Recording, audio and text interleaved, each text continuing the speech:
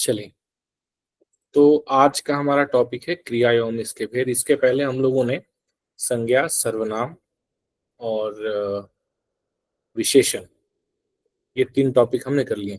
पिछली बार के सेशन में शायद सर्वनाम का कुछ पार्ट बच गया था, है ना? Yes sir. पर पीडीएफ मैंने आप लोगों को शेयर कर दिया था एप्लीकेशन पे, तो शायद आप लोगों ने पढ़ लिया होगा। तो अगर यस आप सर, लोगों वो को लगेगा हाँ, अगर आवश्यकता लगेगी तो हम उसे अगले सेशन में कर लेंगे, क्योंकि आज क्रिया का जो सेशन है ये अपने आप में काफी लंबा सेशन होने वाला है, तो इसलिए हमने उसको मर्ज नहीं किया। ध्यान में था मुझे कि सर्वनाम का थोड़ा सा पार्ट रह गया, तो अगर आवश्यकता होगी आप लोग बताएंगे तो अगले सेशन में हम उसे हम कर लेंगे। ठीक है,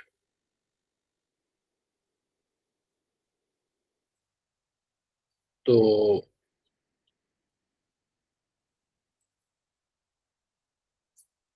क्रिया किसे कहते हैं, क्रिया क्या होती है, फटाफट आप लोग इसकी डेफिनेशन बता दें, फिर हम लोग आगे बढ़ते जाएंगे।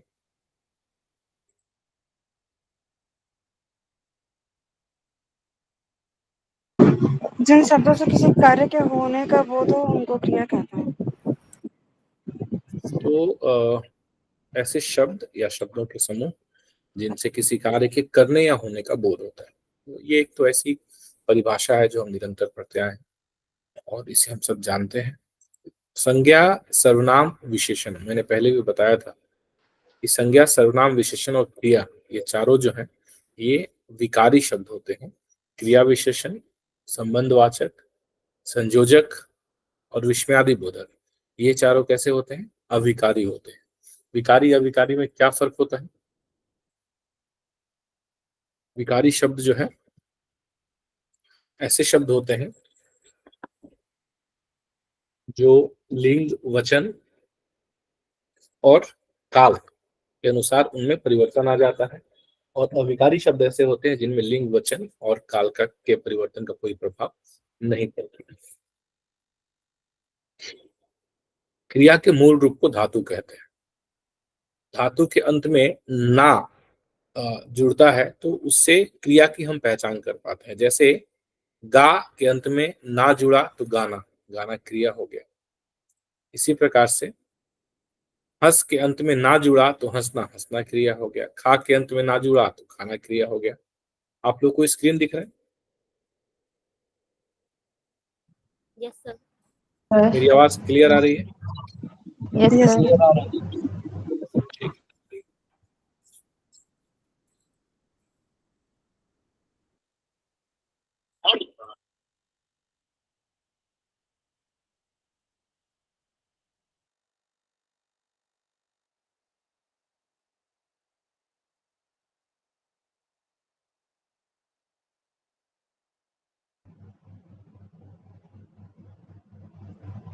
सर इसे क्या लैपटॉप पर भी चला सकते हैं इस सेशन को? हाँ बिल्कुल, लैपटॉप में चला सकते हैं। जो लिंक मैंने दिया है उस लिंक को उठा करके और अपने ब्राउज़र में पेस्ट करें और एंटर करें, आपका शुरू हो जाएगा ये ठीक है जो सर। सेशन है जी। ठीक है, तो यहाँ तक क्लियर है। अब हम आते हैं सीधे सीधे क्रिया के भेद के ऊपर। अब आप ये कहेंगे सर क्रिया के भेद को पढ़ना क्या बहुत जरूरी है? क्रिया के भेद को पढ़ना इसलिए जरूरी है क्योंकि पिछले कुछ वर्षों में क्रिया से संबंधित प्रश्न पूछे जाते हैं और इससे संबंधित एप्लीकेशन बेस्ड प्रश्न भी काफी पूछे गए हैं। तो जैसे प्रेरणार्थक क्रिया पिछले 2-3 सालों में पूछी गई है, तो इसलिए हमें एक बार मोटे तौर पे सरसरी निगाह पे हम देख लेते हैं कि क्रिया के कितने भेद होते हैं। अलग अलग आधार पे क्रिया के अलग अलग भेद बनाए गए हैं, जिससे हमें जानना है और बहुत ज्यादा मुश्किल नहीं है। इसे जैसे अगर आप उसके भेद को देखेंगे ना तो उसी से स्पष्ट हो जाएगा कि किस प्रकार की क्रिया है और आप बहुत आसानी से सही उत्तर लगा पाएंगे। लेकिन समस्या कहाँ आती है? जैसे आपसे पूछ दिया कि निम्नलिखित में से कौन सी कृदंत क्रिया है, तो यदि आपको कृदंत क्रिया के बारे में आपने पढ़ा है या आपने कभी सुना है तब तो आप आसानी से उसका उत्तर सही लगा लेंगे। लेकिन यदि आपने कभी नहीं सुना है, जैसे आप लोग कह रहे हैं कि बहुत सारे ऐसे क्रिया के नाम आ गए, का भेद आ गया प्रश्नों में, जिसे आपने किसी किताब में नहीं पढ़ा था, तो और आप लोग ये प्रश्न मुझसे पूछे कि सर आप इसे कहाँ से लेकर के आए हैं। तो अगर इस तरह के प्रश्न आपके सामने आ जाएंगे तो आप ना उस शब्द को देख करके, उस भेद को देख करके चकरा जाएंगे और आप सही उत्तर नहीं कर पाएंगे, जबकि आप उसका सही उत्तर कर सकते हैं, बहुत ज्यादा मुश्किल नहीं है। तो आज के सेशन में हम इसको देखने का प्रयास करेंगे कि क्रिया से संबंधित, चूंकि सामान्य तौर पे हम लोग क्रिया से संबंधित सकर्मक क्रिया, अकर्मक क्रिया, ये दो मुख्य रूप से हम देखते हैं, और बाकी कुछ और भेद जो होते हैं प्रयोग या रचना के आधार पे, जिसमें कि हम लोग देखते हैं प्रेरणार्थक क्रिया देख लेते हैं, या फिर इस तरीके से कुछ और भी, तो यही हम जानते हैं। इसके अतिरिक्त यदि कुछ पूछ दिया गया, जिस तरीके से एसएससी का जो ट्रेंड चल रहा है साल दर साल, जिस तरीके से प्रश्नों का स्तर ये लोग बढ़ाते चले जा रहे हैं, तो वैसे इस बात की संभावना बन जाती है कि इस प्रकार से कुछ घुमा फिरा के प्रश्न भी पूछे जाए। तो आज के सेशन में हमारा यहाँ प्रयास रहेगा कि क्रिया से संबंधित किसी भी तरह का प्रश्न कितना भी घुमा के पूछ लिया जाए, हमसे ना छूटे, ये आज के सेशन का हमारा मूल उद्देश्य रहेगा। हम लोग एक बार फटाफट देखते हैं, बहुत मुश्किल नहीं है, बहुत आसानी से आपके ध्यान में भी रहेगा। और उसके बाद मैं बार बार इस बात को कहता हूं कि आपके पूरे वीक में केवल 2 सेशन होते हैं, ट्यूसडे को और थर्सडे को रेगुलर, बाकी सैटरडे को हम लोग कभी करते हैं, मतलब वीकली सेशन ओकेजनली हम लोग करते हैं, अभी रेगुलर नहीं कर रहे हैं, हालांकि उसको आगे चलकर हम रेगुलर करेंगे। तो इन 2 सेशन की आपको रिकॉर्डिंग भी दी जाती है और इन 2 सेशन का आपको पीडीएफ भी दिया जाता है, ठीक है। तो आप लोग बीच में जब आपको समय मिलता है तो जरूर एक बार उस रिकॉर्डिंग को भले ही 2x पे करके देख लें, लेकिन देख लें, पीडीएफ को एक बार दोबारा देख लें। कुछ उसमें यदि आपके दिमाग में किसी तरह की कोई शंका हो रही है तो आप लोग ग्रुप देखिए, व्हाट्सएप ग्रुप जो बनाया गया है ना, वो केवल इंफॉर्मेशन पास करने के लिए नहीं बनाया गया है ना। अगर ऐसा होता तो उसे हम केवल admin can send the message करके हम लोग उसको बना सकते थे, हालांकि अभी ऐसा ही चल रहा है, बिकॉज ऑफ स्पैमर्स जो है वो लगातार अटैक कर रहे हैं। हमारा इतना बड़ा परिवार हो गया कि निरंतर स्पैमर्स जो है उस पर अटैक करने का प्रयास कर रहे हैं। तो अभी जो है हमने उसको रिस्ट्रिक्ट किया हुआ है, बट इन जनरल हमने उसको ओपन रखा हुआ है। और टेलीग्राम ग्रुप भी हमारा है, वो तो ओपन है ही आप लोगों के लिए। तो जो प्रश्न आप, जैसे हम क्रिया पढ़ रहे हैं तो उससे संबंधित आपने पीडीएफ देखा, आपने पढ़ा, क्लास हुआ, आपने दोबारा उसको सुना, उसके संबंधित जो भी आपके मन में प्रश्न आ रहे हैं, जो भी आप को कुछ और या कहीं और किसी और रिसोर्स से आपको कुछ प्रश्न मिल रहा है जो आपको सॉल्यूशन नहीं मिल पा रहा है, या आपको उसके संबंधित किसी तरह का कोई शंका आ रहा है, तो आप ग्रुप में डाल दें, आप लोग आपस में डिस्कस करें, उसको दोबारा सुने, तिबारा सुने। इतनी अच्छी सुविधा आपके पास है, हमारे पास में है, कि जो चीजें आज हम पढ़ रहे हैं, पढ़ा रहे हैं, बता रहे हैं, वो चीजें रिकॉर्ड हो जा रही हैं, और रिकॉर्ड होकर के आपके हाथ में, आपके मोबाइल फोन में, आपके लैपटॉप में वो चीजें 24/7 अवेलेबल है, उपलब्ध है। तो उसका आपको पूरा फायदा उठाना है। टॉपिक वाइज पढ़ाई करने का फायदा हम तभी उठा पाएंगे जब हर एक टॉपिक से हमें इतना विश्वास हमारे ऊपर हो जाएगा कि इस टॉपिक से, जैसे हमने क्रिया पढ़ लिया, तो अब क्रिया से संबंधित कोई भी प्रश्न आए तो हमसे नहीं छूटना चाहिए।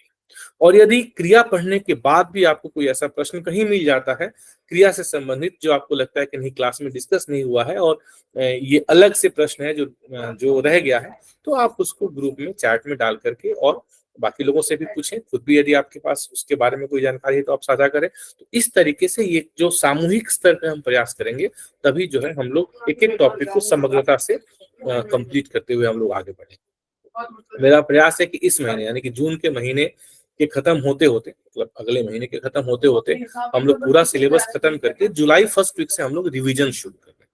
तो इस ध्येय से हम लोग धीरे धीरे आगे बढ़ रहे हैं। तो क्रिया को कर्म के आधार पर हम लोग देखेंगे कि कर्म के आधार पर इसके कितने भेद होते हैं। फिर हम देखेंगे प्रयोग या रचना के आधार पर इसके कितने भेद होते हैं। हम देखेंगे कि अर्थ के आधार पर इसके कितने भेद होते हैं, और कुछ और भी, जैसे काल के आधार पर कितने भेद होते हैं, मौखिक रूप से हम उसको भी जानने और देखने का प्रयास करेंगे। जब मैं बता रहा हूं आपको, इस दौरान यदि आपको कहीं भी किसी भी तरह की शंका या कोई प्रश्न आपके मन में आ रहा है, आप बेझिझक पूछे, है ना, उसमें संकोच ना करें कि मैं इस सर से प्रश्न पूछूंगा तो पता नहीं सर को कैसा लगेगा, ऐसा कोई आपको संकोच करने की आवश्यकता नहीं। आप बेझिझक जो भी प्रश्न आपके मन में आ रहा है आप बिल्कुल उसे रखें। सर ये पीडीएफ कहाँ मिल रहा है बता दीजिएगा। ठीक है सोनू जी। कर्म की दृष्टि से क्रिया के 2 भेद होते हैं, अकर्मक क्रिया, सकर्मक क्रिया। आप लोग जानते हैं?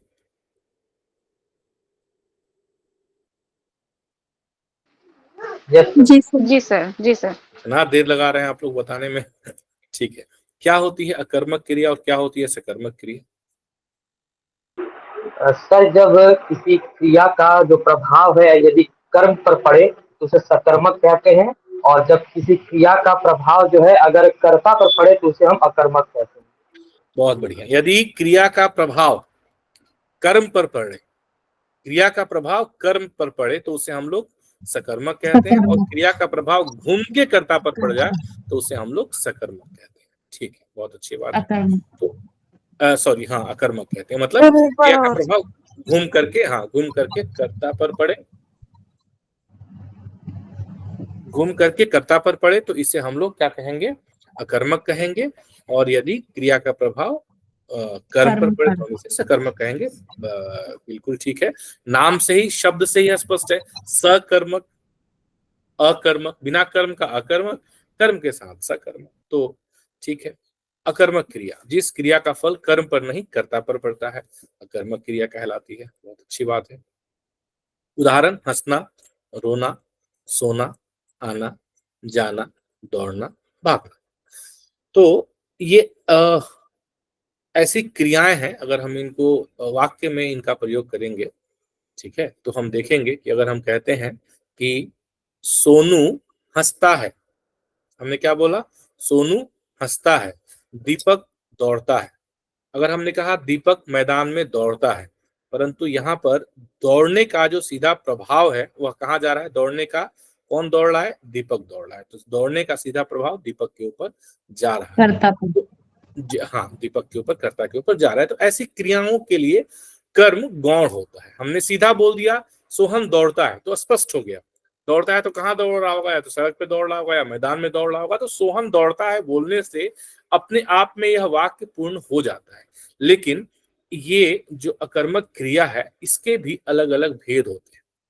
कई बार आपको कई सारे वाक्यों में दुविधा आ जाती होगी इस बात को पहचानने में कि सकर्मक है कि अकर्मक है। जिन लोगों ने बहुत अच्छे से पढ़ाई किया है, हो सकता है उन लोगों को दुविधा ना आती हो, लेकिन इस सेशन में लगभग 30-35 लोग हैं, तो कई सारे लोगों के साथ में यह समस्या हो सकती है। तो आप इसे देखेंगे हम आगे कि अकर्मक क्रिया के भी 3 अलग अलग भेद होते हैं। जो आप बीच में कोई कह रहा था कि सर अलग अलग कौन कौन सी क्रिया के नाम आ गए, तो इसे आप लोग समझेंगे। अकर्मक क्रिया के 3 भेद हैं, जिसमें कि एक अवस्था बोधक, उसको हम कहते हैं, या स्थित्य अर्थक कहते हैं। इसको, ये शब्द बहुत ही संयुक्त अक्षरों से मिला हुआ शब्द है, तो इसको देख करके आपको घबराना नहीं है, बहुत आसान है। अच्छा, इसका संधि विच्छेद करें तो कौन करेगा, स्थित्यर्थक। सर, स्थिति अर्थक। कौन सी संधि है, यण, कौन सी संधि है, स्वर संधि, आदि, कौन सी संधि है, यण संधि। यण संधि। मैंने आप लोगों को जब संधि पढ़ाया था तो इसका संधि की क्लास हमारी हो गई है ना इस RFPC 2 के लिए। नहीं सर। अच्छा, RFPC 2 के लिए नहीं हुआ, ओके, चलिए ठीक है। तो RFPC 2 के लिए हम आगे संधि की क्लास भी करेंगे, ठीक है। तो यण संधि है, तो इसमें क्या हो रहा है, स्थिति मतलब ई और अ मिल करके, और यहाँ पे ई और अ की संधि हो रही है, यण स्वर संधि है, स्थिति अर्थक, स्थिति अर्थक, और उसमें भी पूर्ण। तो यहाँ 2 चीजें, एक अवस्था यानी कि स्थिति, और दूसरा गति। यहाँ गति अर्थक होगा, यहाँ स्थिति अर्थक होगा। तो एक तो स्थिति अर्थक अकर्मक क्रिया, दूसरा गति अर्थक यानी कि पूर्ण अकर्मक क्रिया, और एक अपूर्ण अकर्मक क्रिया। ये थोड़ा थोड़ा इसके बीच में अंतर है, इसके मध्य में, तीनों में आप लोग देखेंगे। अकर्मक क्रिया तो कर्म से रहित होती हैं। हमें पता है कि भाई कर्म जो है इसमें गौण होता है, और जो क्रिया है उसका सीधा प्रभाव कर्ता के ऊपर पड़ता है। तो परंतु उसके बावजूद भी ये क्रियाएं अपने आप में पूर्ण होती हैं, और इन्हें किसी पूरक की आवश्यकता नहीं पड़ती। इनसे किसी भी तरह की अवस्था, मतलब कर्ता की अवस्था या उसकी दशा या उसकी स्थिति का बोध होता है। जैसे रोना, मैंने आपको बताया था कि हमने कह दिया कि वह रोता है तो अपने आप में यह पूरक संपूर्ण हो गया, इससे किसी तरह के पूरक की आवश्यकता नहीं पड़ती है। वह सो रहा है ना, बच्चे हंस रहे हैं, बच्चा रो रहा है, रोने की स्थिति, बालिका अपने कमरे में सो रही है, लोग उस पर हंस रहे हैं। तो रोना, सोना, हंसना, ये क्या है, अवस्था बोधक क्रियाएं हैं, अवस्था बोधक अकर्मक क्रिया, रोना, हंसना, सोना। गत्यार्थक पूर्ण अकर्मक क्रिया में क्या होता है, इसमें कर्ता जो है वो क्रियाशील होता है, ठीक है। ऐसी क्रियाओं में कर्ता क्रियाशील होता है, और इन्हें भी पूरक की आवश्यकता नहीं होती, ये भी अपने आप में पूर्ण होती है।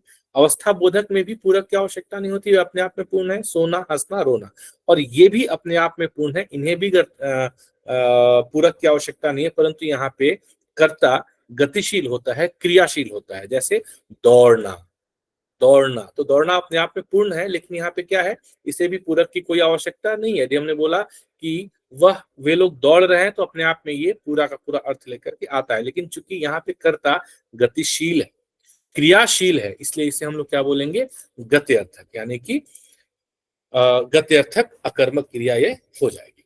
उसी प्रकार से हम देखेंगे भागना, गिरना, चलना, तैरना, तो ये गत्यर्थक अकर्मक क्रिया है, इन्हें किसी भी तरह के पूरक कर्म की आवश्यकता नहीं। उदाहरण, बच्चे मैदान में दौड़ रहे हैं, मछलियां जल में तैर रही हैं, चिड़िया आकाश में उड़ रही है, ये हमने समझ लिया। तो फिर अपूर्ण अकर्मक क्रिया क्या हो गई? तो ये दोनों पूर्ण थी, एक में अवस्था का बोध हो रहा है, दूसरे से गति का बोध हो रहा है। अवस्था का बोध किससे हो रहा है? हंसना, रोना और क्या, सोना। और गति का बोध किससे हो रहा है? चलना, दौड़ना, तैरना, इससे गति का बोध हो रहा है, तो वो गत्यर्थक अकर्मक क्रिया हो जाती है। फिर अपूर्ण अकर्मक क्रिया क्या है? अपूर्ण अकर्मक क्रिया में ऐसी क्रियाएं पूर्ण रूप से स्वतंत्र नहीं होती हैं, इन्हें किसी न किसी पूरक शब्द की आवश्यकता पड़ती है। तो ये अकर्मक क्रिया है, लेकिन फिर भी ये अपने आप में पूर्ण नहीं है, केवल इन क्रियाओं के प्रयोग कर देने से सार्थक अर्थ नहीं निकल के आएगा, इसके लिए कोई ना कोई पूरक शब्द की आवश्यकता पड़ेगी। तो इसलिए इनको हम लोग अपूर्ण अकर्मक क्रिया कहते हैं। और कई बार अपूर्ण अकर्मक क्रिया का प्रयोग करते हुए हम लोग इस कंफ्यूजन, इस दुविधा में आ जाते हैं कि कहीं ये सकर्मक क्रिया तो नहीं है। ठीक है, उदाहरण के रूप में होना, बनना, निकलना, ये सब जो है, होना, बनना, निकलना, ये सब अपूर्ण अकर्मक क्रिया है। कैसे? मोहन बेईमान निकला, मोहन बेईमान निकला। अब यदि हमने इसमें से बेईमान को मान लीजिए हटा दिया और हमने बोला मोहन निकला, तो मोहन निकला बोलने से एक क्या पूर्णता का बोध आ रहा है क्या? क्या वाक्य पूरा होता हुआ समझ में आ रहा है? मोहन निकला मतलब कहीं ना कहीं अधूरापन है, तो उसके लिए पूरक शब्द बेईमान निकला, ईमानदार निकला, चोर निकला, डाकू निकला, शरीफ निकला, अच्छा निकला, बुरा निकला, तो कोई ना कोई एक पूरक शब्द की आवश्यकता हमें इन अकर्मक क्रियाओं के साथ में पड़ती है, हालांकि है ये अकर्मक क्रिया। बच्चा बीमार है, यहाँ पे क्रिया क्या है होना, ठीक है ना। श्याम ईमानदार लगा, लगना, तो होना, बनना, निकलना, लगना, ठीक है ना। तो इन वाक्यों में बेईमान, बीमार, ईमानदार, ये पूरक शब्द का प्रयोग न करें यदि हम, तो वाक्य अपूर्ण रहेंगे। पूरक शब्दों के स्थान पे हम क्या प्रयोग में लेकर के आएंगे? प्रायः संज्ञा या विशेषण को हम लोग प्रायः पूरक शब्दों की जगह पे के स्थान पे प्रयोग में लेकर के आएंगे, तो ये पूर्ण अकर्मक क्रिया, अपूर्ण अकर्मक क्रिया होगी। तो अपूर्ण अकर्मक क्रिया और पूर्ण अकर्मक क्रिया। पूर्ण अकर्मक क्रिया में अवस्था बोधक और दूसरा क्या हो जाएगा आपका? गति बोधक, यानी कि गत्यर्थक, जिसको हम लोग कह रहे हैं। क्लियर है? सकर्मक क्रिया हम देखते हैं। सकर्मक क्रिया ऐसी क्रिया जिनको कर्म की आवश्यकता होगी, जो बिना कर्म के उनका अर्थ पूरा नहीं होगा, उनका अर्थ स्पष्ट नहीं होगा, तो ऐसी क्रियाएं आपकी क्या कहलाएंगी? सकर्मक क्रिया कहलाएंगी।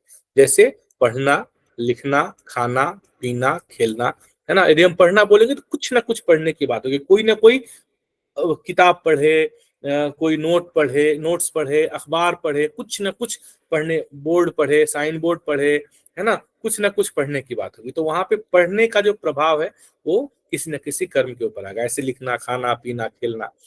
अब सकर्मक क्रिया के भी 3 भेद हमें यहाँ पे देखने को मिलेंगे। क्या क्या सकर्मक क्रिया होगा? अब इस तरह के प्रश्न जो है संभावित हो सकते हैं, हालांकि अभी तक इस तरह के प्रश्न नहीं पूछे गए हैं एसएससी के द्वारा जीएसटी की परीक्षा में, लेकिन संभावित हो सकते हैं। तो हमें थोड़ा सा, और इसके लिए आपको बहुत ज्यादा अतिरिक्त एफर्ट डालने की आवश्यकता नहीं, अतिरिक्त प्रयास करने की आवश्यकता नहीं। एक बार आप बस समझ जाए, जान जाए। ऐसा ना हो कि जब ये परीक्षा में पूछे जाए तो आप एकदम से ऐसा आपको लगे कि अरे ये कहाँ से आ गया, ये क्या है, ये तो मैंने कभी सुना नहीं, मैंने कभी देखा नहीं। ऐसा नहीं होना चाहिए, है ना। तो इसलिए बस एक बार देख लेने से ही आपको समझ में आ जाएगा कि पूर्ण एक कर्मक का मतलब क्या है। एक कर्मक मतलब जिसमें एक कर्म हो। आगे आएगा द्विकर्मक, जिसमें 2 कर्म। तो ये कोई बहुत मुश्किल नहीं है, ध्यान रखना, लेकिन होता है ऐसा, हमें जानना है। और ये कर्म के आधार पे हम लोग क्रिया का भेद पढ़ रहे हैं। तो एक कर्म के साथ ही जो क्रिया अपना अर्थ प्रकट कर दे, उसे किसी दूसरे कर्म की आवश्यकता ना हो, तो ऐसी क्रियाएं जो है पूर्ण एक कर्मक क्रिया कहलाती है। यानी कि एक कर्म से ही वो क्रिया का अर्थ पूरी तरीके से स्पष्ट हो जाता है, पूर्ण हो जाता है। जैसे राधा गाना गा रही है। अब गाने के लिए क्या है, गाने के लिए क्या है, गा रही है, तो राधा गाना गा रही है, एक कर्म का यहाँ पे प्रयोग किया हमने, उसका अर्थ क्लियर। मालती पत्र लिख रही है, बालक कहानी लिख रहा है। इस तरह के वाक्यों में जब क्रिया का हम प्रयोग करेंगे, इस तरह की क्रिया का हम प्रयोग करेंगे कर्म के साथ में, तो हम इसे कहेंगे पूर्ण एक कर्मक क्रिया। एक कर्म हमने प्रयोग किया, पूरा का पूरा अर्थ आ गया। यहाँ पे जो ध्यान देने योग्य बात है, समझने योग्य बात है ये कि इन वाक्यों में क्रिया पर क्या के उत्तर में प्राप्त संज्ञा प्रत्यक्ष कर्म कहलाता है। मतलब इसमें दो आपको आगे ये दो पद मिलेंगे, एक प्रत्यक्ष कर्म और एक अप्रत्यक्ष कर्म। तो हमने जैसे पूछना है राधा गाना गा रही है, तो राधा क्या गा रही है, तो राधा गाना गा रही है। तो क्या अगर हम लोग लगा करके और उसका उत्तर जानने का प्रयास करें और जो उत्तर हमें मिले, तो क्योंकि कर्म ही मिलेगा ना, क्या तो मतलब कोई ना कोई ऑब्जेक्ट कर्म आएगा, तो उसे हम लोग प्रत्यक्ष कर्म कहेंगे। और पूर्ण द्विकर्मक क्रिया में फिर दो कर्म हो जाएंगे, तो वहां पे प्रत्यक्ष और अप्रत्यक्ष का हमें कॉन्सेप्ट देखने को मिलेगा। ठीक है, तो ये हम ध्यान में रखेंगे कि क्या के उत्तर में प्राप्त संज्ञा प्रत्यक्ष कर्म कहलाती है। राम क्या खा रहा है, वे लोग क्या लिख रहे हैं, वे लोग क्या पढ़ रहे हैं। तो क्या हम जब लगा रहे हैं, तो इस तरीके से हमें अब प्रत्यक्ष कर्म वहां पे मिल जा रहा है। पूर्ण द्विकर्मक क्रिया, ये भी सकर्मक की हम बात कर रहे हैं। तो जब दो कर्म के साथ कोई क्रिया अपना अर्थ प्रकट करती हो,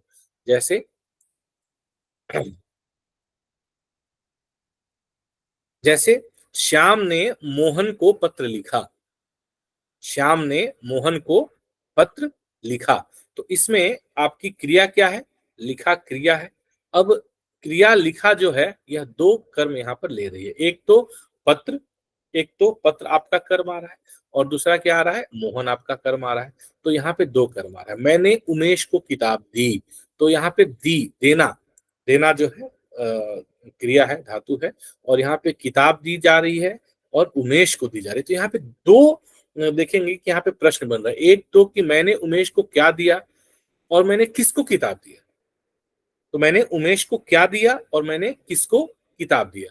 तो क्या और किसको, इन दोनों प्रश्नों से इस वाक्य में जो शब्द आ रहे हैं वे कर्म है। तो दो कर्म यहाँ पे स्पष्ट होकर के आ रहे हैं, और इसीलिए इस तरह के वाक्य में जो क्या के उत्तर में आपको कर्म मिले, उसे हम लोग प्रत्यक्ष कर्म कहेंगे। तो इस तरह का यदि प्रश्न पूछ दे प्रत्यक्ष कर्म क्या है, तो आप प्रश्न में जो भी वाक्य दिए कि निम्नलिखित वाक्य में से प्रत्यक्ष कर्म कौन सा, तो क्या लगा करके आपको प्रत्यक्ष कर्म मिलेगा और किसको या किसे लगा करके आपको अप्रत्यक्ष कर्म की प्राप्ति हो जाएगी। तो ये यहाँ पे ध्यान रखने योग्य बात है। पूर्ण द्विकर्मक क्रिया में से कहेंगे, तो ये एक कर्मक द्विकर्मक, ये दोनों सकर्मक में आएंगे। एक कर्मक द्विकर्मक सकर्मक में आएंगे, ये दोनों पूर्ण होंगे। और एक अपूर्ण सकर्मक क्रिया भी होती है, जिसमें कर्म होने के बावजूद भी ये पूर्ण अर्थ देने में असमर्थ होती है, समर्थ नहीं होती है। ठीक है, जैसे रंगना, समझना, चुनना, मानना, बनाना। तो ऐसी क्रियाओं को हम लोग अपूर्ण सकर्मक क्रिया कहते हैं। ठीक है, जैसे यहाँ पे मैं उसे अपना भाई मानता हूं, मैं उसे अपना भाई मानता हूं। तो कहीं ना कहीं ये जो इस वाक्य में मैं उसे अपना भाई मानता हूं, ये पूरी तरीके से इस वाक्य का अर्थ निकल के नहीं आ रहा है, तो इसे हम लोग अपूर्ण सकर्मक क्रिया कहेंगे। वैसे ही वह अजय को बुद्धिमान समझता है, तुम हमें मूर्ख बना रहे हो। तो रंगना, समझना, चुनना, मानना, बनाना, ये सारी जो क्रियाएं हैं, इन क्रियाओं को हम लोग अपूर्ण सकर्मक क्रिया कहते हैं। कि इसमें जो है क्रिया होने के बावजूद भी, कर्म होने के बावजूद भी ये पूरी तरीके से ये क्रियाएं जो है अपना अर्थ नहीं दे पाती। ठीक है, तो हम लोग इसे क्या बोलेंगे, अपूर्ण सकर्मक क्रिया कहेंगे। तो एक कर्मक, द्विकर्मक और अपूर्ण सकर्मक क्रिया, ये तीन तरह की सकर्मक क्रियाएं होती हैं। अगर एक ही कर्म से हमारा वाक्य का पूर्ण अर्थ निकल के आता है तो एक कर्मक, यदि दो कर्म की आवश्यकता पड़ती है तो द्विकर्मक, वहां पर भी एक प्रत्यक्ष कर्म होगा और एक अप्रत्यक्ष कर्म होगा। प्रत्यक्ष कर्म के लिए हम लोग क्या लगाएंगे, क्या प्रश्न पूछ करके हमें प्रत्यक्ष कर्म मिलेगा और किसको और किसे पूछ करके हमें अप्रत्यक्ष कर्म मिलेगा। और अपूर्ण सकर्मक क्रिया का मतलब कि जैसे मैं उससे अपना भाई मानता हूं, तो मैं उसे अपना भाई मानता हूं, अब मानता हूं तो ये जो वाक्य है ये पूरी तरीके से अपना अर्थ स्पष्ट करके नहीं जा रहा है। ये क्रिया पूरी, मानना क्रिया पूरी तरीके से अपना अर्थ स्पष्ट करके नहीं जा रही है, जबकि यहाँ पे इसके पास में मैं उसे उसे और भाई ये दो कर्म होने के बावजूद भी, सर्वनाम और यहाँ पे संज्ञा, उसके बावजूद भी मानता हूं, ये क्रिया पूरी तरीके से अर्थ स्पष्ट नहीं कर रही है। वह अजय को बुद्धिमान समझता है, तुम हमें मूर्ख बना रहे हो। तो बनाना, समझना, मानना, है ना, चूनना, रंगना, ये सब जो है आपके अपूर्ण सकर्मक क्रिया के उदाहरण।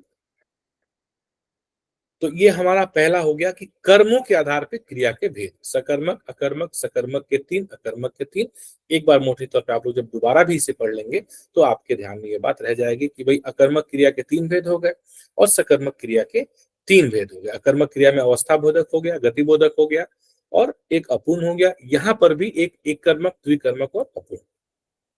प्रयोग या रचना के आधार पर क्रिया के कुल 8 भेद यहाँ पे हम लोग उसके ऊपर चर्चा करेंगे, जिसमें सामान्य क्रिया, सहायक क्रिया, संयुक्त क्रिया, नाम धातु क्रिया से काफी प्रश्न पूछे जाते हैं, प्रेरणार्थक क्रिया से काफी प्रश्न पूछे जाते हैं, पूर्णकालिक क्रिया, अनुकरणात्मक क्रिया, कृदंत क्रिया। इतना सारा देख करके आपको घबराना नहीं है, ये नाम से स्पष्ट होता जाएगा। हम लोग एक एक लाइन में इसको देखते जाएंगे और उदाहरण से हम इसको समझने का प्रयास करते जाएंगे। ठीक है। अब एक कर्मक क्रिया और द्विकर्मक क्रिया, जो हम लोगों ने कर्म के आधार पर क्रिया के भेद पढ़े, उसको अब आप साइड कर दीजिए और अब आप इसे कर्म के आधार पर नहीं बल्कि प्रयोग या रचना के आधार पर क्रिया के भेद को समझने का प्रयास कीजिए। दोनों को आप मिलाएंगे तो फिर समझने में थोड़ी दिक्कत आ सकती है। सामान्य क्रिया, जहाँ केवल एक क्रिया का प्रयोग होता है, सामान्य क्रिया कहलाती है, जो बिल्कुल सामान्य तरीके से बालक रोता है, संदीप पढ़ता है ना। एक क्रिया का प्रयोग हुआ, रोना, पढ़ना, गाना, हंसना, तो ये क्या हो गया आपका सामान्य क्रिया। सहायक क्रिया क्या होता है?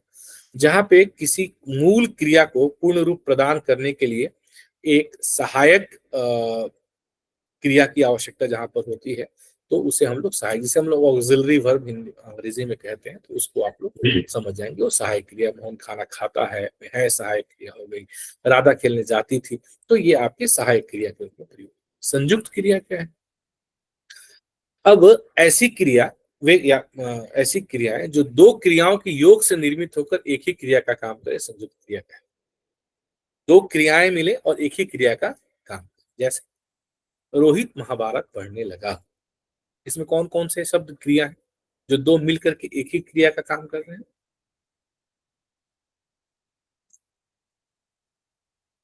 सर पढ़ने लगा। पढ़ने लगा, पढ़ना और लगना, ये दो अलग अलग क्रियाएं हैं, लेकिन लगना भी यहाँ पढ़ने के लिए ही प्रयोग में हो रहा है और दोनों क्रियाओं से काम एक ही होने का बोध हो रहा है, अलग अलग काम होने का बोध नहीं हो रहा है। तो ऐसी स्थिति में क्या कहे जाएंगे? संयुक्त क्रिया कहे जाएंगे। तो प्रश्न पूछ दे कि निम्नलिखित में से किस वाक्य में संयुक्त क्रिया का उदाहरण है, तो इस प्रकार से आपको अपने उत्तर को मार्क करना होगा। माताजी ने खाना बना लिया, बनाना और लेना, बनाना और लेना अलग अलग क्रिया है, बना लिया तो ये आपका संयुक्त क्रिया हो जाएगी। नाम धातु क्रिया, नाम धातु और कृदंत ये दोनों बहुत पूछे जाते हैं, बार बार पूछे जाते हैं, तो इनको हम ध्यान में रखेंगे। चौथे नंबर पे नाम धातु है और 8वें नंबर पे कृदंत है। संज्ञा, सर्वनाम तथा विशेषण शब्दों से बने क्रियापद नाम धातु क्रिया कहलाते हैं। जो संज्ञा, सर्वनाम या विशेषण से बने उन्हें हम लोग नाम धातु क्रिया कहते हैं। तो नाम से स्पष्ट है, नाम, संज्ञा मतलब क्या होता है? नाम। तो नाम से जो धातु बना वह नाम धातु हो गया, लेकिन नाम के साथ साथ में सर्वनाम जो नाम के लिए प्रयोग होता है और विशेषण जो नाम की विशेषता बतलाता है। तो नाम के लिए प्रयोग होने वाले शब्द, नाम की विशेषता बतलाने वाले शब्द, इन तीनों से जो क्रिया बने उनको हम लोग नाम धातु क्रिया कहते हैं। जैसे बात से बतियाना, गरम से गरमाना। अब गरम क्या है? आपका ये गरम विशेषण हो जाएगा, तो गरम से गरमाना। बात संज्ञा से बतियाना, जैसे लाज से लजाना, शर्म से शर्माना, चमक से चमकना, लात से लतियाना, बात से बतियाना, लाठी से लठियाना और गुस्सा से गुस्साना। इस तरह की क्रिया को हम लोग क्या बोलेंगे? नाम धातु क्रिया बोलेंगे।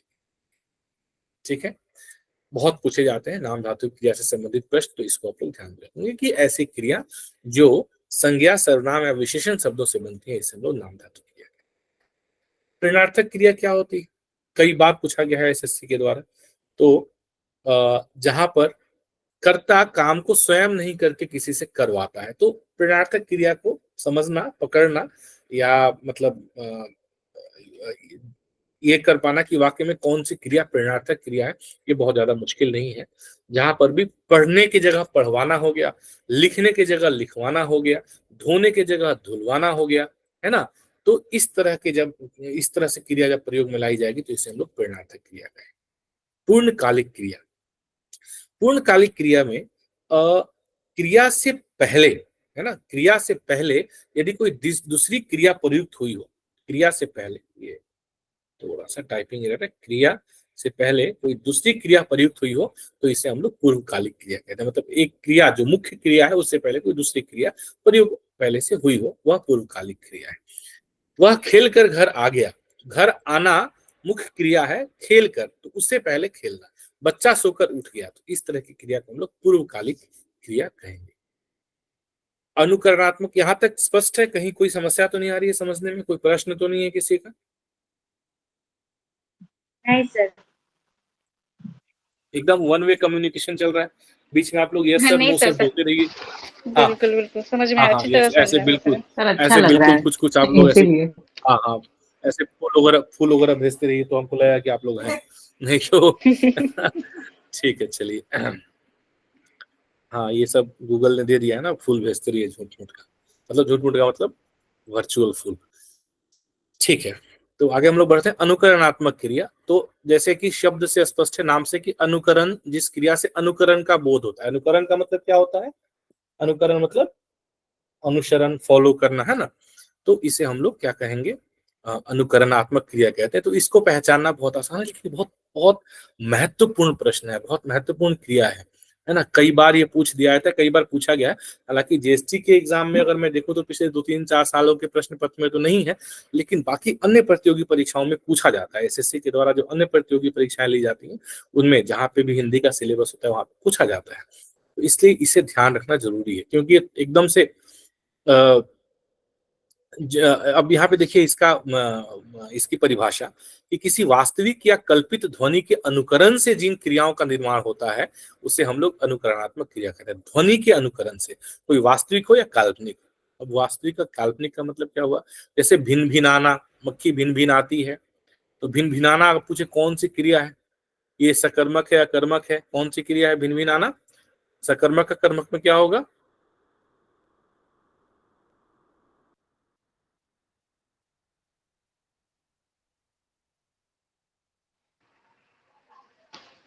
सर अकर्मक हो। कर्मक होना चाहिए। अकर्मक सर। बहुत समय आप लोग लगा देते हैं, अकर्मक होगा, ठीक है। और यदि हम लोग इसके प्रयोग या रचना के आधार पर देखें तो इसको हम लोग क्या कहेंगे? अनुकरणात्मक क्रिया, क्योंकि यह एक वास्तविक ध्वनि का अनुकरण है। भिन भिनाना, थरथराना, सनसनाना, थपथपाना, है ना, तो इस तरह की जहां क्रिया आएगी उसे हम लोग अनुकरणात्मक क्रिया कहेंगे। तो इससे आप लोग ध्यान में रखेंगे। और कृदंत क्रिया क्या होती है? जिसमें क्रियापदों के साथ प्रत्यय लगाने से जो क्रिया बनती है उसे हम लोग कृदंत क्रिया कहते हैं। तो कृदंत क्रिया भी कई बार पूछा जाता है, कई बार पूछा गया, कई सारे एग्जाम से पूछा गया, इसे आप लोग ध्यान में रखेंगे। ये कुछ भी मुश्किल है। चल, एक चल जो है, चल के साथ ता, चलता, है ना, या चल रहा है, या हंस रहा है, या हंसा, तो जहां पर भी क्रिया या धातु के साथ में हम लोग प्रत्यय लगा करके और जब क्रिया बनती है तो हम लोग, मतलब क्रिया पद के साथ प्रत्यय लगा करके जो क्रिया बनती है उसे हम लोग कृदंत क्रिया कहेंगे। तो चल धातु हो गई, और चलता यदि हमने किया, चलता या चलना, तो यहाँ पे क्या हुआ? ना या ता प्रत्यय लगा, है ना, कृदंत प्रत्यय आपने पढ़ा ना, कृदंत तद्धित प्रत्यय। हेलो जी सर, सुन रहे हैं। क्या होता है कृदंत प्रत्यय? क्या होता है? सर इसमें प्रत्यय लगाने से जो बनता है। प्रत्यय के साथ जो क्रिया बनती है। क्रिया के साथ, हाँ, मतलब हाँ बिल्कुल, जो प्रत्यय लगाने, क्रिया के साथ जब प्रत्यय लगता है तो उसे हम लोग क्या कहते हैं? कृदंत प्रत्यय कहते हैं। ठीक है ना। तो उसी से ये कृदंत क्रिया भी निकली है। तो क्रिया के साथ, क्रिया यानी कि धातु के साथ प्रत्यय लगा करके हमने जो क्रिया बनाया, जिस क्रिया का निर्माण किया, उसे हम लोग कृदंत क्रिया कहते हैं। ये कृदंत क्रिया जो है ये वर्तमान कालीन भी हो सकती है, भूतकालीन भी हो सकती है, और ये भविष्यकालीन भी हो सकती है। कैसे? जैसे मान लीजिए कि चल एक धातु हुआ, तो चल के साथ चलता वर्तमान, चल रहा वर्तमान, चला भूत, चल रहा था भूत, चलेगा भविष्य, है ना? ऐसा। तो इस तरीके से हम लोग कृदंत क्रिया, मतलब क्रिया धातु या क्रिया पद के साथ कोई भी प्रत्यय लगा करके जब एक दूसरे शब्द का निर्माण होता है, ठीक है, जिसे हम लोग क्रिया ही कहेंगे, तो वह उसे हम लोग क्या कहेंगे? कृदंत क्रिया कहेंगे। सर मेरा एक प्रश्न है, कृदंत प्रत्यय लगेगा तब वो कृदंत क्रिया होगा या तद्धित प्रत्यय भी लगेगा तो वो क्रिया के कृदंत साथ कोई क्रिया भी होगा? प्रत्यय लगेगा, क्रिया के साथ कोई भी प्रत्यय लगेगा तो वह कृदंत क्रिया कही जाएगी। Okay sir. ठीक है। अर्थ के आधार पे अब हमने क्या देखा? एक तो हमने प्रयोग या रचना के आधार पे 8 भेद देख लिए, और हमने कर्म के आधार पे 2 मुख्य और उनके फिर 3-3 उपभेद देख लिए। अब हम देखते हैं अर्थ के आधार पे। तो अर्थ के आधार पे क्रिया के 10 भेद होते हैं। बहुत मतलब नाम से सारे भेद आपके स्पष्ट है, जैसे आरंभ बोधक, है ना, अवकाश बोधक, समाप्ति बोधक, इच्छा बोधक, है ना, इच्छा बोधक, अनुमति बोधक, नित्यता बोधक, शक्ति बोधक, अभ्यास बोधक, पुनरुक्त बोधक। पुनरुक्त मतलब पुनः उक्त, जो दोबारा कहा जाए। तो इससे आपको मतलब शब्द देख करके परेशान नहीं होना है, बिल्कुल इससे शब्द से ही स्पष्ट है कि इसका अर्थ क्या होगा। और निश्चय बोधक। तो ये 10 प्रकार के अर्थ के आधार पर क्रिया के भेद होते हैं कि क्रिया क्या अर्थ देख करके जाती है। तो इसे भी हम लोग एक बार देखते चलते हैं। आरंभोधक संयुक्त क्रिया क्या होती है? कि जिस क्रिया से हमें यह पता लगे कि क्रिया कार्य आरंभ होने वाला है, ठीक है, उसे हम लोग आरंभोधक कहेंगे। बिल्कुल स्पष्ट है। तो कहीं जैसे 4 वाक्य देकर के पूछ दिया कि निम्नलिखित में से किस वाक्य में आरंभोधक क्रिया है, या एक वाक्य देकर के पूछ दिया कि इसमें इस वाक्य में अंडर मतलब जो भी अंडरलाइन किया हुआ शब्द है वो कौन सी क्रिया का भेद है। और यदि ऑप्शन में आरंभोधक दिया है तो आपको घबराना नहीं है कि अरे आरंभोधक क्या होता है, नहीं। रामू के घर से निकलते ही बरसात होने लगी, रामू के घर से निकलते ही बरसात होने लगी, राधा खेलने लगी। मतलब जैसे हमें जिस क्रिया से यह पता लगा, जिस क्रिया से यह पता लगा कि कार्य आरंभ हो गया, ठीक है, उसे हम लोग आरंभोधक संयुक्त क्रिया कहेंगे। कि रामू के घर से निकलते ही बरसात होने लगी, राधा खेलने लगी। तो ऐसी क्रिया को हम लोग आरंभोधक संयुक्त क्रिया, ये हमेशा संयुक्त क्रिया होगी। जैसे राधा खेलने लगी, खेलना लगना, बरसात होना लगना, ठीक है ना। तो यहाँ पे 2 क्रिया है। सो इससे हम लोग आरंभोधक क्रिया कहेंगे। अवकाश बोधक क्रिया मतलब अब पहले आरंभ हो रहा है और यहाँ पे क्रिया मतलब कार्य जो है वह खत्म हो गया, कार्य संपन्न हो गया, निष्पन्न हो गया। तो अगर उसका बोध हो रहा है तो हम लोग उससे अवकाश बोधक संयुक्त क्रिया कहेंगे। जैसे जैसे रोहित बड़ी मुश्किल से सो पाया था, तो अंततः राहुल सो गया। तो सोना जो क्रिया है, सोने का काम हो गया, मतलब राहुल सो गया, तो राहुल बड़ी मुश्किल से सो पाया था। तो ऐसी स्थिति में हम इसे अवकाश बोधक संयुक्त क्रिया कहेंगे। समाप्ति बोधक, जिससे क्रिया खत्म हो जाए। अवकाश बोधक मतलब जहां पे अवकाश का बोध हो, और समाप्ति बोधक मतलब जहां पे क्रिया काम खत्म हो जाए, उसे हम लोग समाप्ति बोधक कहेंगे। जैसे अजय ने पुस्तक पढ़ ली है। अच्छा, ये आप देखेंगे तो ये सारे संयुक्त क्रिया हैं, जितने भी हम लोग देख रहे हैं। आरंभ बोधक संयुक्त है, अवकाश बोधक संयुक्त है, समाप्ति बोधक संयुक्त है ना। सो पाया था, सोना पाना, पढ़ ली है, पढ़ना लेना, बच्चे सो चुके हैं, सोना और चुकना। तो यहाँ पे जो भी क्रिया हम लोग देख रहे हैं ये अर्थ के आधार पे पहला। सर, हाँ, समाप्ति बोधक और अवकाश बोधक दोनों में ही तो क्रिया संपन्न नहीं हो रहा है ना सर, कार्य संपन्न ही तो हो रहा है। हाँ, कार्य संपन्न हो रहा है, लेकिन एक इन दोनों के बीच में महीन लाइन का अंतर है जो हमको समझना है कि यहाँ पे अवकाश हो रहा है और यहाँ पे काम खत्म हो जा रहा है। यहाँ पे काम पूरी तरीके से खत्म नहीं हो रहा है। राहुल बड़ी मुश्किल से सो पाया था, अच्छा, ठीक है। हाँ, राहुल बड़ी मुश्किल से सो पाया था, राहुल सो गया था। आप ये दोनों वाक्यों के बीच के अंतर को समझिए, ठीक है, कि अवकाश मतलब एकदम एक थिन लाइन डिफरेंस जो हमें समझना है कि अवकाश बोधक मतलब जहां पे क्रिया को संपन्न मतलब क्रिया को यहाँ पे निष्पन्न शब्द दिया हुआ कि जहाँ पे क्रिया होने के लिए आप ऐसा समझें अवकाश का बोध हो कि रोहित बड़ी मुश्किल से सो पाया था। हाँ जी। और समाप्ति बोधक में क्या हो रहा है, और यही हम कहते हैं कि सो गया था। तो ये दोनों में फिर अंतर मतलब दोनों का अर्थ एक तरीके से दिखाया तो मोटे तौर पे एक ही है, लेकिन वाक्य के प्रयोग के आधार पे थोड़ा सा एक थिन लाइन दोनों के बीच में डिफरेंस है। सर मतलब वही ना कि उसको थोड़ा समय लगा सोने में, यही हाँ। अवकाश में थोड़ा एफर्ट लगाना पड़ता है और मतलब थोड़ा सा समय लगाया उस करने में, और इसीलिए बिल्कुल बिल्कुल बिल्कुल। आगे बढ़ते हैं। इच्छा बोधक संयुक्त क्रिया। इच्छा बोधक क्या है कि ऐसी संयुक्त क्रिया जिससे क्रियाओं के करने की इच्छा का पता लगता है, ठीक है। जैसे मैं घर आना चाहता हूं, तो इच्छा का पता लगता है मतलब चाहना, जो चाहना अगर चाह धातु के साथ में चाहना क्रिया आ रही है, मैं घर आना चाहता हूं, मैं क्रिकेट खेलना चाहता हूं, तो जहां पे इच्छा प्रकट हो रही है तो वह इच्छा बोधक क्रिया हो जाएगी, ठीक है। अनुमति बोधक जहां पे आज्ञा या अनुमति दिए जाने का या आज्ञा मांगे जाने का बोध होता है, उसे हम लोग अनुमति बोधक कहते हैं। जैसे अच्छा, ये सारी क्रियाएं संयुक्त क्रिया, ध्यान देने योग्य बात है कि सारी संयुक्त क्रियाएं, आना चाहता हूं, खेलना चाहता हूं, खाना चाहता हूं, जाना चाहता हूं। वैसे ही पढ़ने दो, पढ़ना देना, खेलने दो, अनुमति बोधक संयुक्त क्रिया।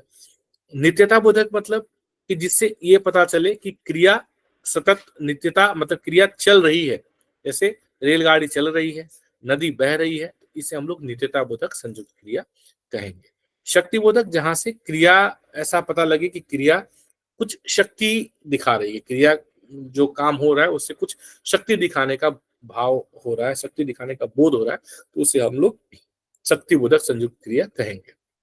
जैसे मैं पढ़ सकता हूं, ये भी संयुक्त क्रिया है, मैं पढ़ सकता हूं, तो यहाँ पे पढ़ सकना यानी कि एक क्रिया जो है स्पष्ट रूप से ये यहाँ पे इस बात का पता लग रहा है कि क्रिया के अंदर में सामर्थ्य है, और वो यहाँ पे मैं पढ़ सकता हूँ, एक शक्ति दिखाने का भाव यहाँ पे आ रहा है, तो इसे हम लोग शक्ति बोधक संयुक्त क्रिया कहेंगे। मैं जहाज उड़ा सकता हूँ। आप लोग समझ रहे हैं ना ये अंतर, मतलब जब वाक्य में या प्रश्न में इस तरह के वाक्य दिए जाएंगे, इस तरह की क्रिया दी जाएगी, तो आप लोग अंतर समझ पाएंगे। बस हमें ध्यान में रखना है कि आपको ये पता होना चाहिए कि हाँ यह क्रिया होती है, इस तरह की क्रिया होती है। ऐसा ना हो कि आप लोग एलिमिनेशन मेथड में बोल दें कि अरे शक्ति बोधक क्रिया तो होती ही नहीं है, मैंने कभी पढ़ा नहीं, मैंने कभी सुना नहीं। तो थोड़ा सा इसको इतना डीप ले जाकर के आपको बताने के पीछे मेरा उद्देश्य यही था कि अगर इस तरह से इस स्तर से प्रश्न उठा दिए जाए तो ऐसा ना आप करें कि आप कहें कि अरे नहीं एलिमिनेशन, चूंकि सामान्य तौर पे एमसीक्यू में हम लोग एलिमिनेशन मेथड का भी बहुत प्रयोग करते हैं कि ये नहीं होगा, ये नहीं होगा, तो आप लोग कहें कि अरे मैंने तो कभी सुना ही नहीं शक्ति बोधक क्रिया क्या होती है या नित्यता बोधक क्रिया क्या होती है, और फिर आप लोग गलत मार्क करके आ जाए। तो ऐसा नहीं होना चाहिए, आपको पता होना चाहिए।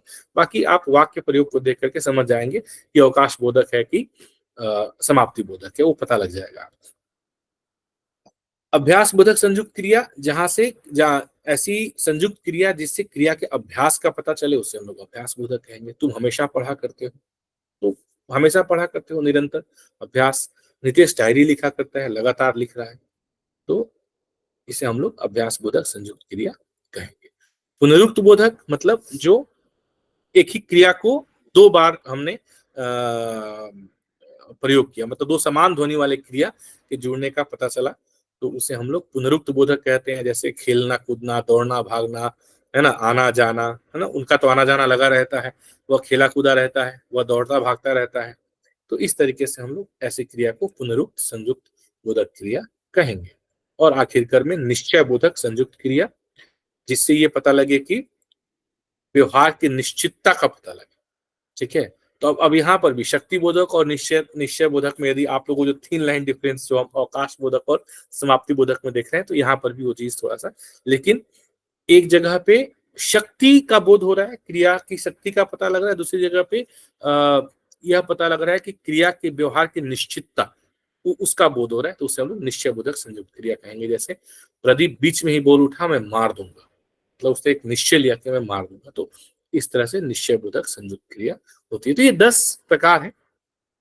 ऐसा बहुत मुश्किल नहीं है, शब्दों से, मतलब जो शब्द दिए हुए हैं उन शब्दों से ही आपको स्पष्ट हो रहा है कि इसका भाव क्या होगा, इसका अर्थ क्या होगा, किस तरह की क्रिया को हम लोग नित्यता बोधक या शक्ति बोधक या निश्चय बोधक कह सकते हैं। बस आपको ये ध्यान रखना है कि अर्थ के आधार पे 10 तरह की क्रिया होती है, और अगर इससे संबंधित प्रश्न पूछे जाते हैं तो आपको इसे ध्यान में रखना है कि हाँ, क्रिया का यह भी एक भेद होता है। इसके अतिरिक्त जो मैंने आपको बताया, इसके अतिरिक्त क्रिया के काल के आधार पे भी क्रिया को 3 भागों में बांटा जाता है। जैसे एक आपका वर्तमान कालिक क्रिया, और एक आपकी होती है भूतकालिक क्रिया, और एक होती है भविष्यकालिक क्रिया। मतलब वैसी क्रिया जिससे वर्तमान काल का बोध हो, ठीक है। जैसा मैंने अभी आपको पहले बताया भी था, कृदंत क्रिया के अलग प्रकार के, तो वैसे भी यदि कहीं पूछ दे कि काल के आधार पे क्रिया के कितने भेद होते हैं, तो काल के आधार पे भी क्रिया के 3 भेद होते हैं, वर्तमान कालिक और भूतकालिक और भविष्यकालिक। तो इस तरीके से क्रिया के भेद हमने देखे, कुल 4 अलग अलग आधारों पे देखा हमने।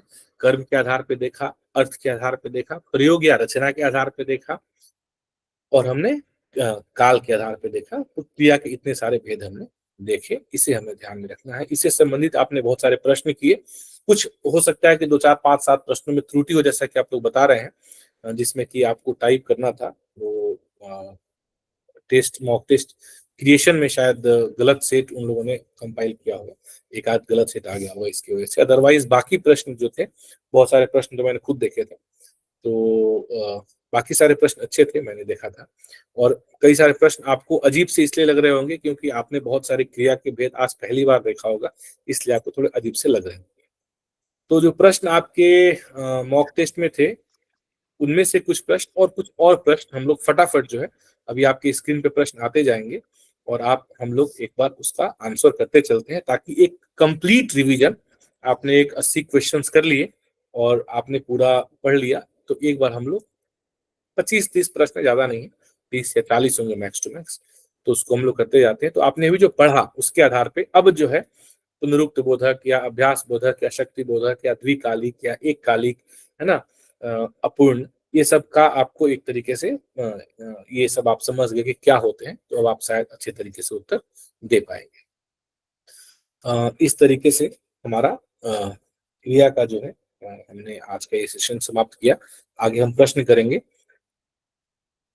जो यहाँ पे नहीं लिखा है मैंने, तो मैंने आपको बताया काल के आधार पे भी क्रिया के 3 भेद होते हैं। वर्तमान कालिक लिख देता हूँ, लिख के मैं सेव कर देता हूँ, ताकि जब मैं आपको पीडीएफ दूंगा तो इसमें रहेगा। भूतकालिक, तो इसका मुझे उदाहरण लिखने की आवश्यकता नहीं, आप लोग समझ जाएंगे कि भविष्यकालिक में क्या होगा, वर्तमान कालिक में क्या होगा और भूतकालिक में क्या होगा। ठीक है, एक प्रश्नोत्तरी फटाफट हम करते जाते हैं।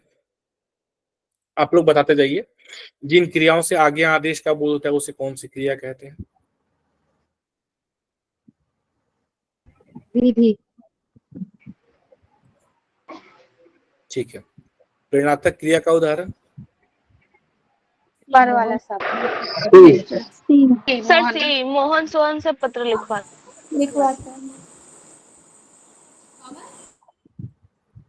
सकर्मक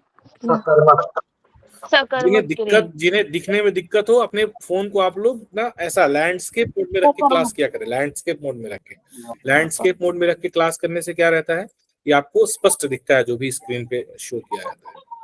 हाँ, क्या होगा, जहाँ क्रिया का फल कर्म पे पड़े उसे क्या कहते हैं? सकर्मक। जिस वाक्य में सकर्मक क्रिया नहीं है,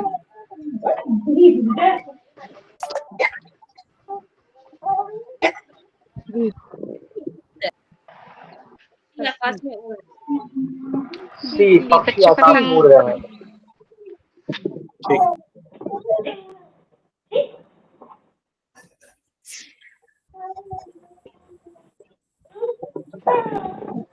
ठीक है ठीक ना, टहलना और टहलना, बस ठीक है।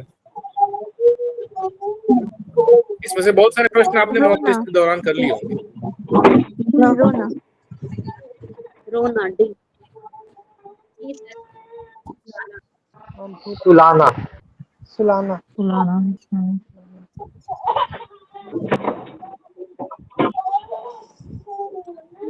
राम के देश को केला खिलाया। Option C.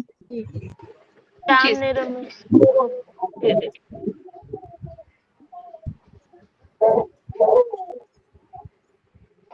Sir D. Option D.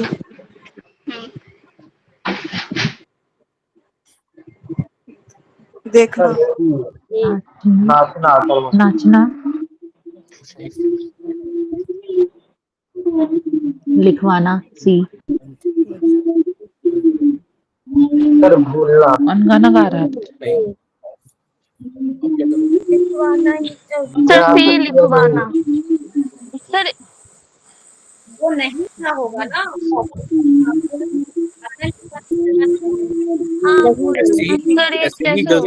ऐसी ही गलतियां होती हैं। हंसाना, लिखवाना, गिराना, बोलना प्रेरणार्थक क्रिया नहीं है। बोलना ही होगा।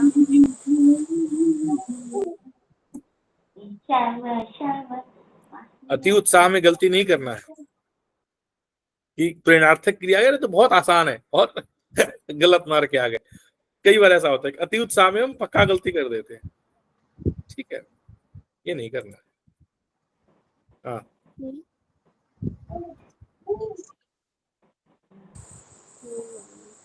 सर सकर्मक क्रिया। बिल्कुल सही है, एकदम सही उत्तर।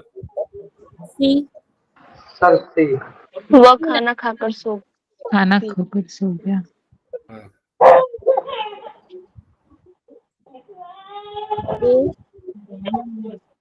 अनु ने फल खरीद।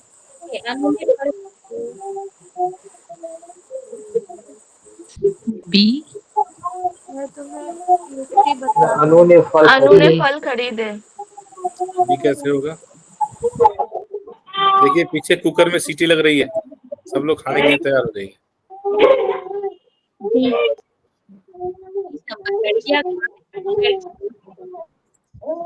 डी लड़की गा रही है। Option D.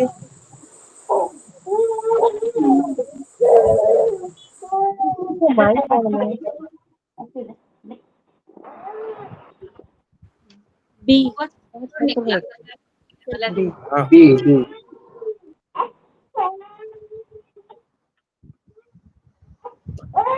वे क्रियाएं जो संज्ञा या विशेषण से बनती हैं कहलाती हैं नाम नाम धातु। धातु। नाम धातु।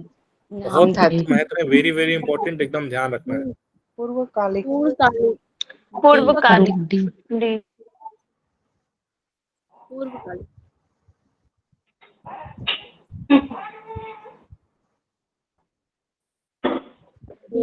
कुत्ते को दूध पिलाता सर ये कर्म है। क्रिया किस वाक्य में? नौकर कुत्ते को दूध पिलाता है। नौकर कुत्ते को दूध पिलाता है।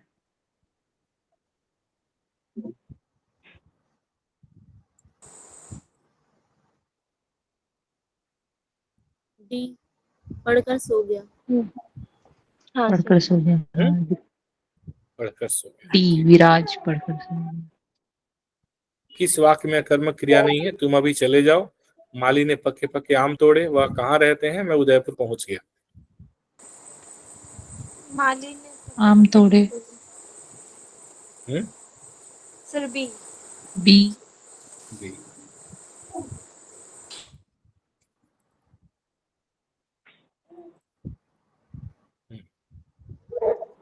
सर फॉन्ट थोड़ा सा छोटा कर दीजिए।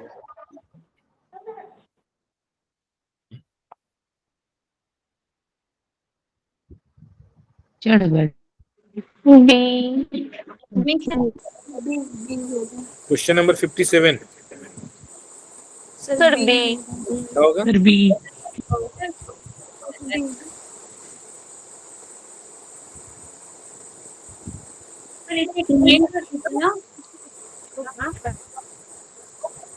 Hello hello sir. Question number 58 D होना नाम चाहिए। धातु। नाम धातु। लालच से ललचाना।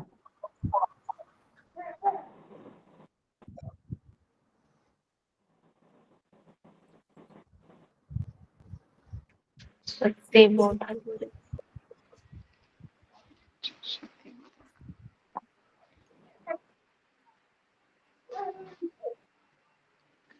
छात्र को पुस्तक अध्यापक ने छात्र को पुस्तक पढ़ाई। ए सर। ए।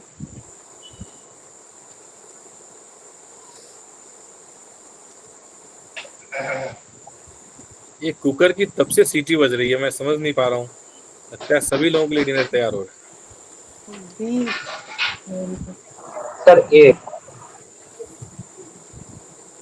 सर इधर नहीं सुनाई दे रही है। गाली निकाली। अच्छा, आपके नहीं सुनाई दे रही? नहीं, हमको सुनाई दे रही। नहीं सर, हम फिर लोग आपको को नहीं सुनाई मिल दे रहा। रहा है। सर आपको भूख लगी है। नहीं, हम तो खा के बैठे। जिसको सुनाई दे रहा है उसको मिलेगा, जिसको नहीं सुनाई दे रहा उसको नहीं मिलेगा। रचना की दृष्टि से क्रिया सकर्मक और कितने भेद अकर्मक होते हैं? सी।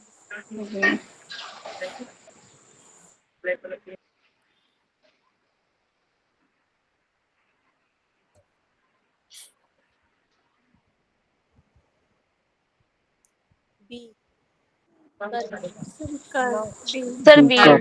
कर बी नंबर से।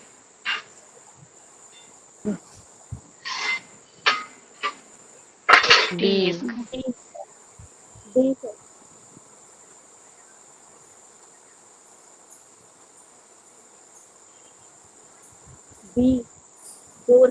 यहाँ पे सर बी। सर जोर की हंसी हंसा।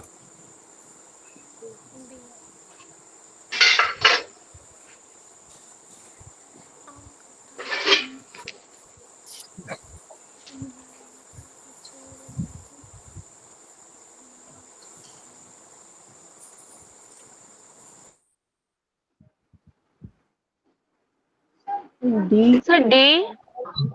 डी। डी।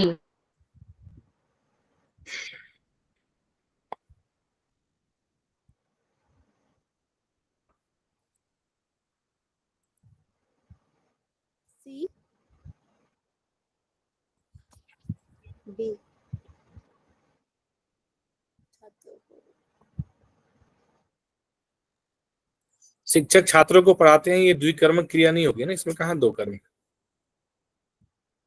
गलत पूछा है। कौन सा युग्म गलत है ये पूछा है।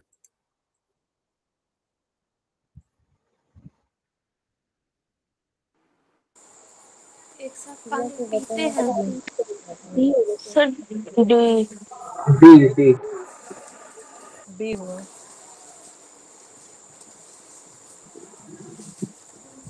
Sir B.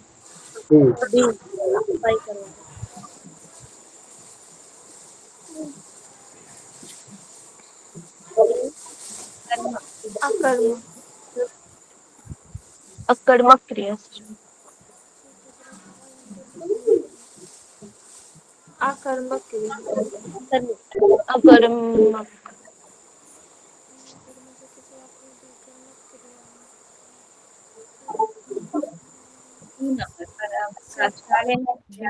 Sir B.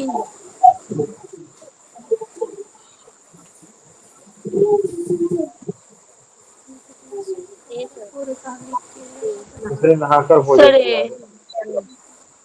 ए। पूर्वकालिक क्रिया किसमें है? सर सर सी। बी। चाय पीकर घूमेगा। चाय पीकर चाय घूमने पीकर जाता है। घूमने जाता।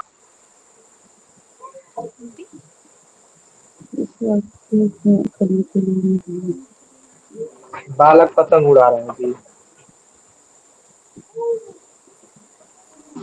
जी सर, डी होगा।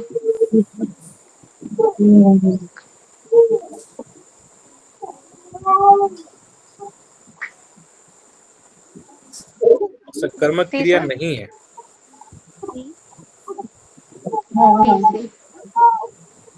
Sir D. हम्म? नहीं नहीं सी। सी होगा। C sir. पेड़ के नीचे बहुत देर से बैठा है। बैठना अकर्मक क्रिया होगी।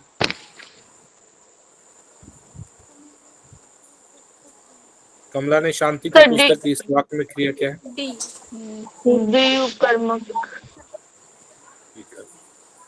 कर्म के आधार पर क्रिया कितने प्रकार की होती है? 2 दो। तो 3 20 तीन। हाँ, दो। नहीं ये 3 होगा। पूर्ण अकर्मक और अपूर्ण अकर्मक क्रिया।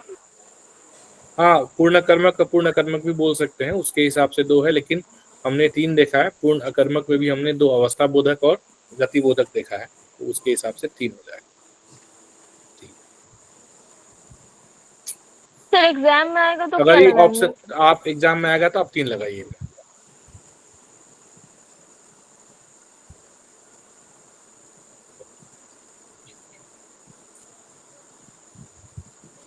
संरचना की दृष्टि से क्रिया का भेद है।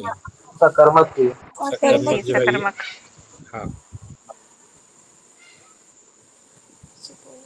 पूर्वकालिक क्रिया। ठीक है, तो इस तरीके से हमने सारे प्रश्न देख लिए। मैं इसको सेव कर देता हूँ और ये टिक किया हुआ और मार्क किया हुआ यही वाला पीडीएफ मैं आपको दे दूंगा, ताकि जो कुछ चीजें हमने लिखी हैं सेशन के दौरान वो भी आप मिल जाएगा। सर ये पीडीएफ वाला सेक्शन मुझे दिखाई नहीं दे रहा है। मैं काफी देर से ट्राई कर रही थी पर मुझे एक्चुअली नहीं समझ आ रहा कि कहाँ पे है। और आपने बताया भी था, ऐसा नहीं है हमने नहीं बताया, बट वो जी नहीं मैं मिल रहा। आपको फिर से बता देता हूँ। ठीक है, तो इसके साथ ही आज हमारा ये सेशन खत्म हुआ। इसके बाद हम लोग अब एक टॉपिक बहुत महत्वपूर्ण हमारा बचा है, वाच्य, उसको हम लोग देखेंगे। काल से संबंधित हमने टॉपिक कर लिया है ना, सेशन कर लिया है काल से संबंधित। जी काल हो गया सर। काल हो गया है, ठीक है। वाच्य हम देखेंगे अगले सेशन में। और उसके बाद में आप लोग कैसे बोल रहे हैं कि संधि का सेशन नहीं हुआ है? मुझे लग रहा है संधि का सेशन हो गया है। हो गया सर संधि का हुआ है तो सर। हाँ, संधि का सेशन हो गया है, क्योंकि मैं अब ये चाहता हूँ कि आए थे, उन्होंने फॉर्मूला बताया था, हाँ, गाना आनंद गाया सर। था, हम लोगों ने किया था। हाँ, बिल्कुल बिल्कुल बिल्कुल संधि का सेशन हो चुका है। ठीक है, तो ठीक है, किसी ने लिखा है कि आज का सेशन अच्छा लगा, बहुत अच्छी बात है। सो अगला सेशन परसों हम लोग करेंगे। परसों हम लोग टेंस, हमारा जो आधा हुआ था सेशन, बाकी आधा सेशन जो बचा हुआ है वो परसों हम लोग करेंगे।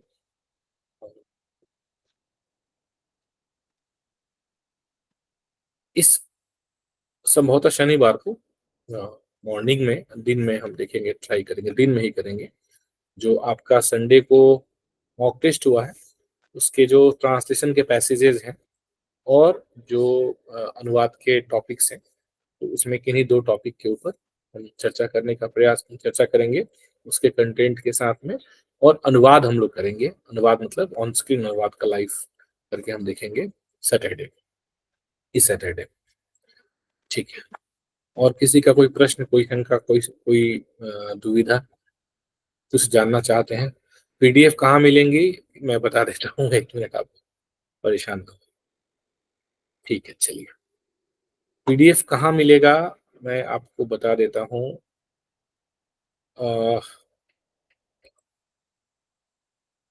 एप्लीकेशन आप जब ओपन करेंगे तो एप्लीकेशन में एक वीडियो सेगमेंट मिलेगा आपको, वीडियोस, है ना। वो वीडियोस क्लिक करेंगे ना तो उसमें अलग अलग आपको फोल्डर्स मिलेंगे। जैसे उसमें हिंदी व्याकरण का फोल्डर आप ओपन करेंगे और सबसे नीचे जाएंगे ना स्क्रॉल डाउन करके, तो उसमें क्रिया एवं इसके भेद करके आज का जो लाइव क्लास है उसकी रिकॉर्डेड वीडियो आपको मिलेगी। उसी रिकॉर्डेड वीडियो के ठीक सामने आपको एक पीडीएफ का ऐसा छोटा सा आइकन दिखेगा, उस पर क्लिक करेंगे तो पूरी पीडीएफ आपकी खुल जाएगी। ठीक है, ये सेम पीडीएफ जो आज हमने आपको यहाँ पे साझा किया। ठीक है अवंतिका जी, जी सर, आई गॉट करके इट। देखिएगा, नहीं होता है तो फिर मुझे बताइए। ठीक है, तो आपके लिए नहीं सर, कोई दिक्कत नहीं हुई। ओके, चलिए, शुभ रात्रि सभी को, good night. Good night sir. Good night sir.